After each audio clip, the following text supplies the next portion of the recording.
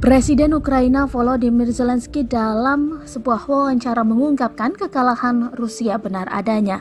Ia mengunggah wawancara tersebut di akun media sosialnya sejak Jumat 13 Mei 2022.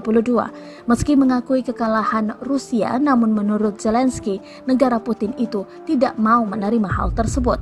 Kekalahan strategis Rusia sudah jelas bagi semua orang di dunia dan bahkan bagi mereka yang masih terus berkomunikasi dengan mereka, tuturnya.